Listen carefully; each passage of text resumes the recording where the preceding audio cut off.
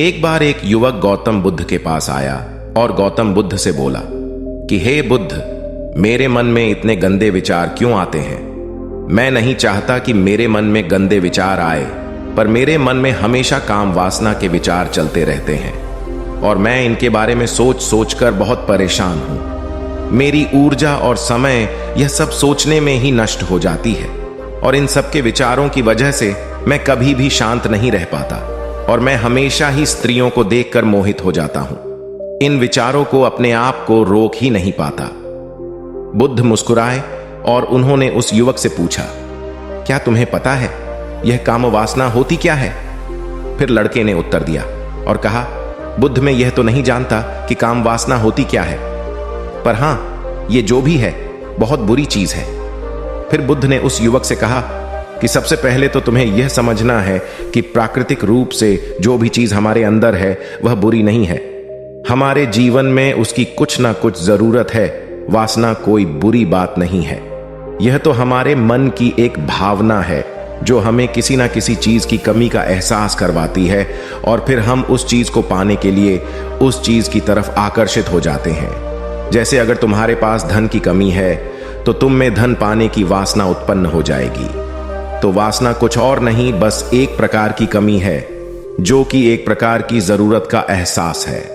और जब यह जरूरत शारीरिक हो तो हम इसे काम वासना का नाम देते हैं। युवक ने गौतम बुद्ध को कहा कि बुद्ध, मुझे काम वासना का मतलब तो समझ में आ गया, पर आप मुझे यह बताइए कि यह आती कहां से है और कैसे आती है। गौतम बुद्ध ने कहा कि काम वासना कहीं से आती नहीं है, यह तो हमारे अंदर ही होती है और इसका होना तो जरूरी भी है, तभी तो मानव जाति का विस्तार होगा। युवक ने कहा, जब यह हमारे अंदर ही है और जरूरी भी है तो फिर लोग इसे गलत क्यों बोलते हैं? बुद्ध ने कहा कि यही तो समस्या है। लोगों ने काम वासना को गलत तरीके से सोच लिया है। इसे छिपाने की, दबाने की कोशिश करते हैं। काम वासना गलत नहीं है, बल्कि काम वासना का गलत तरीके से प्रयोग करना गलत बात है।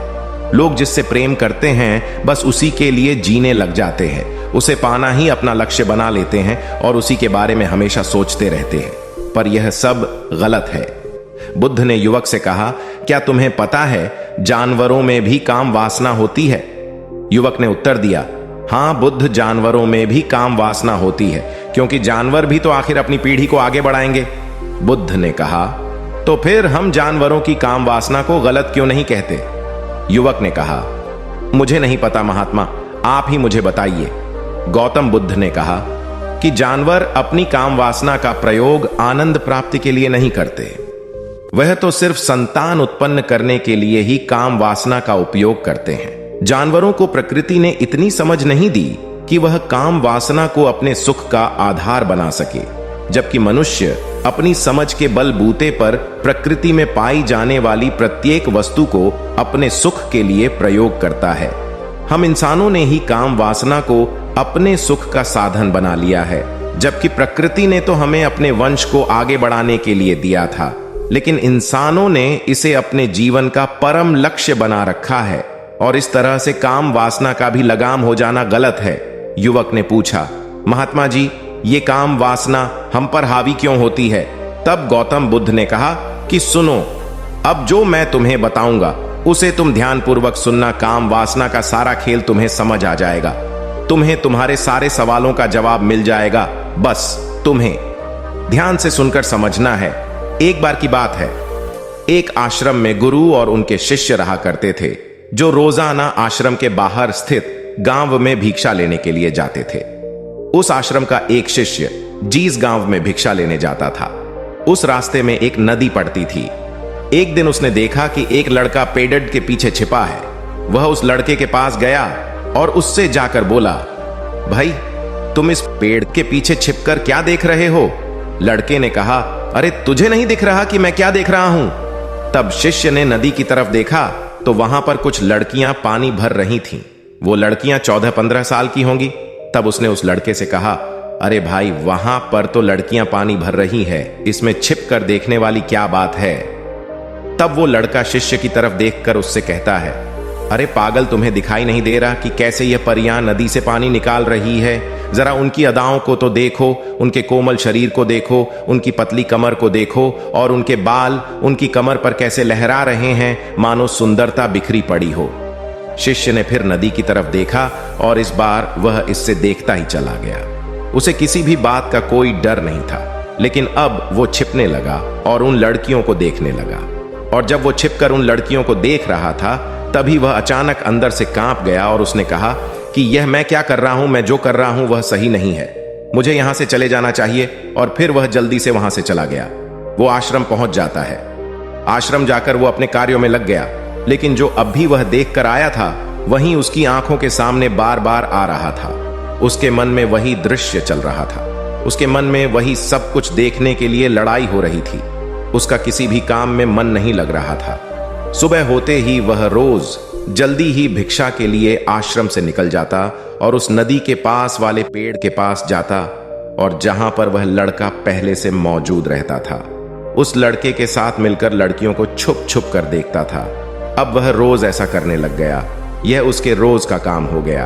अब उस शिष्य का मन किसी भी काम में नहीं लगता था। वो हमेशा ही किसी ना किसी प्रकार के विचार में उलझा रहता। वो आश्रम के कार्यों को भी ठीक ढंग से नहीं कर रहा था। न वो ठीक से सो पाता था और न वो ठीक से खाना खा पाता था। उसका मन बेचैन सा रहता था। उसका मन बार बार उन लड़कियों के सौंदर्य को देखने के लिए तरसता था। जब गुरु शिक्षा देते तब भी उसका मन कहीं और विचारों में खोया रहता था। गुरु ने अपने शिष्य की इन हरकतों को जान लिया था। तब एक दिन गुरु ने शिष्य को अपने पास बुलाया और कहा कि आज से मैं भी तुम्हारे साथ भिक्षा मांगने चलूंगा। तुम और मैं साथ साथ भिक्षा मांगने चलेंगे। तभी शिष्य गुरु को मना करते हुए बोला, नहीं गुरुदेव, आप परेशान क्यों हो रहे हो? मैं अकेला ही ठीक से भिक्षा मांग सकता हूं। गुरु ने शिष्य से कहा कि ठीक है, तुम अकेले ही भिक्षा मांगने जाओ। शिष्य तुरंत वहां से भिक्षा मांगने के लिए निकल गया। उसके जाने के बाद गुरु भी आश्रम से निकल गए और शिष्य का पीछा करने लगे कि वो कहा जाता है, किससे मिलता है। यह सब देखने के लिए उसके पीछे पीछे चलने लगे। थोड़ी दूर जाने के बाद गुरु ने देखा कि उनका शिष्य एक लड़के के साथ एक पेड़ के पीछे अपराधी की तरह छिपा हुआ है और छिपकर कुछ देख रहा था। गुरु भी अपने शिष्य के पीछे जाकर खड़े हो गए कि आखिर उनका शिष्य क्या देख रहा है, जिसे देखने के लिए वो पेड़ के पीछे अपराधियों की तरह छिपा पड़ा है। गुरु ने देखा कि उनका शिष्य पेड़ के पीछे छुपकर लड़कियों को देख रहा था जो कि नदी से पानी भर रही थी। तभी गुरु ने शिष्य को कहा कि तुम क्या देख रहे हो? अपने गुरु की आवाज सुनकर वह शिष्य घबरा गया और उसके पसीने छूटने लगे। वह थर थर कांपने लगा, जैसे किसी चोर को चोरी करते समय रंगे हाथों पकड़ लिया हो। उसकी हालत खराब हो गई। वो कुछ भी नहीं बोल रहा था। उसके मुंह से कुछ टूटे फूटे शब्द भी बाहर निकल रहे थे। वो अपने गुरु से नजर भी नहीं मिला पा रहा था। गुरु ने शिष्य की तरफ देखा और कहा कि मेरा शिष्य तो निडर था, उसे तो किसी भी चीज का डर नहीं था, लेकिन यह क्या तुम तो डर के मारे कांप रहे हो? शिष्य ने गुरु से कहा कि मुझे माफ कर दो गुरुदेव, मेरा इसमें कोई दोष नहीं है। उस लड़के ने मुझे बहका दिया था, लेकिन आपसे मैं वादा करता हूं कि आज के बाद मैं ऐसा कभी दोबारा नहीं करूंगा। मुझे माफ कर दो गुरुदेव। गुरु ने शिष्य से कहा कि कोई बात नहीं, पर इस बात का तुम ध्यान रखना कि हम जैसी संगति करते हैं वैसा ही फल हमें प्राप्त होता है। उसके विचार हमारे अंदर प्रवेश करते हैं, इसीलिए अच्छी संगति करो जिससे तुम्हारे अंदर अच्छे विचारों का प्रवेश हो। फिर गुरु और शिष्य आश्रम लौट आए और फिर से आश्रम के कार्यों पर ध्यान देने लगे। उसने उस रास्ते को छोड़ दिया और दूसरे रास्ते से जाने लगा। वो अपने काम को ध्यान से करता, लेकिन धीरे धीरे उसके अंदर क्रोध उत्पन्न हो गया और फिर वो दूसरों पर क्रोध करने लगा और बेचैन रहने लग गया। अब वो सही समय पर भोजन भी नहीं करता था। वो भोजन भी बहुत कम खाता था। एक रात गुरु शिष्य के पास आए और उसे बोले कि अब तक तुमने कितनी बार अपना वादा तोड़ दिया। यह सुनकर शिष्य अपने गुरु के चरणों में गिर गया और रोने लगा। रोते रोते ही उसने गुरु से कहा कि गुरुदेव, मैं कई बार अपना वादा तोड़ चुका हूं, फिर वादा कर लेता हूं, लेकिन हर बार मैं वादा तोड़ देता हूं। मेरा मन मेरे नियंत्रण में है ही नहीं। मैं बहुत कोशिश करता हूं कि मैं अपने मन से सारे बुरे विचारों को निकाल डालूं, लेकिन मैं चाहकर भी ऐसा नहीं कर पा रहा हूं। फिर गुरु ने शिष्य को कहा कि चलो मेरे साथ। गुरु शिष्य को आश्रम के बगीचे में लेकर गए और शिष्य से कहा कि देखो, यहां पर कुछ नालियां बनी हुई है जिससे नदी का पानी इन पौधों तक आ रहा है और यह पानी एक निरंतर भाव से बह रहा है। क्या तुम इस पानी के बहाव को रोक सकते हो? शिष्य ने कहा कि हां गुरुदेव, मैं इस बहाव को रोक सकता हूं। फिर शिष्य ने मिट्टी उठाकर उस नाली में डाल दी। वो पानी थोड़ी देर के लिए रुक गया और फिर थोड़ी देर बाद उस मिट्टी के ऊपर से पानी बह गया। गुरु ने शिष्य से कहा, अरे ये क्या, ये तो पानी रुका ही नहीं। फिर शिष्य ने कुछ कंकड़ पत्थर उठाकर उस नाली में डाल दिए और फिर थोड़ी देर के लिए पानी रुक गया। लेकिन फिर थोड़ी देर बाद ही उन कंकड़ पत्थर के ऊपर से पानी निकल आया। फिर गुरु ने कहा कि यह क्या हुआ, पानी तो फिर से बह गया। तुम तो बोल रहे थे कि तुम इसे रोक दोगे। क्या हम किसी काम को रोकना चाहे तो क्या हम उसे रोक नहीं सकते? तब शिष्य ने कहा, कोई बात नहीं गुरुदेव, मैं इस पानी को तो आपको रोक के दिखाऊंगा। वह फिर से एक बड़ा सा पत्थर लेकर आया और उसे नाली पर डाल दिया और पानी रुक गया। तब गुरु से कहा कि देखा गुरुदेव, मैंने कहा था ना कि पानी को मैं रोक दूंगा। मैंने पानी को रोक दिखाया। आपकी बात मैंने पूरी कर दी। गुरु मुस्कुराए और बोले, अच्छा जरा ध्यान से देखो, पानी रुक गया। क्या वो तो पीछे की नाली तोड़कर बाहर आ गया और अगल बगल से बह रहा है, और ध्यान से देखो इस पत्थर को आगे भी आ गया और ये पानी अपना रास्ता बदलकर फिर से आगे की तरफ बह जाएगा। और फिर थोड़ी देर बाद ऐसा ही हुआ। फिर गुरु ने शिष्य को समझाया कि तुम्हारे साथ भी तो ऐसा ही चल रहा है। तुम बार बार प्रयास कर रहे हो, बड़े से बड़ा प्रयास कर रहे हो, पर हर बार तुम्हारा प्रयास टूट रहा है और यह हमेशा टूटता ही रहेगा। तुम कितना भी बड़ा पत्थर रख लो, लेकिन पानी तो अपना रास्ता बना ही लेगा। यह सब देखकर गुरु से कहा कि हे गुरुदेव, क्या कोई तरीका नहीं है जिससे मैं गंदे विचारों से बाहर निकल सकूं और यह मेरे मन में आए ही नहीं? गुरु शिष्य को एक नदी के पास ले गए जहां से उस बगीचे में पानी आ रहा था। गुरु ने शिष्य से कहा, वो पानी इसी नदी से जा रहा है। अगर हम यहीं से उस रास्ते को बंद कर दें जहां से पानी बगीचे में जा रहा है, अब क्या हम पानी को रोक नहीं सकते? शिष्य ने कहा कि हां गुरुदेव, अवश्य ऐसा हो सकता है। मैं इस पानी को यहीं से बंद कर देता हूं, तब आगे की नाली में पानी जाएगा ही नहीं और फिर बगीचे में पानी जाएगा ही नहीं। फिर से नदी से जाने वाले रास्ते को बहुत मेहनत करके पत्थर और मिट्टी डाल डालकर बंद कर दिया और गुरु से कहा कि गुरुदेव, मैंने पानी को बंद कर दिया है, अब यह पानी बगीचे में जाएगा ही नहीं। तब गुरु ने कहा कि अगर पानी बगीचे में नहीं जाएगा तो पेड़ पौधों को पानी कहां से मिलेगा? उन पेड़ पौधों को तो पानी की आवश्यकता है, और उन पेड़ पौधों में कुछ पेड़ पौधे तो ऐसे हैं जिनको रोज पानी की आवश्यकता है। वह तो मुरझाकर मर ही जाएंगे। उनका क्या होगा? पानी तो हमें खोलना ही होगा। शिष्य ने गुरु की बात सुनकर वापस नदी से जाने वाले पानी का रास्ता खोल दिया। तब गुरु ने शिष्य से पूछा कि अगर हम इस नदी के पूरे पानी को बगीचे की तरफ मोड़ दे तो क्या होगा? तब शिष्य ने जवाब दिया कि गुरुदेव, वहां पर जितने भी पेड़ पौधे हैं वो गलकर नष्ट हो जाएंगे, वहां पर कुछ नहीं बचेगा।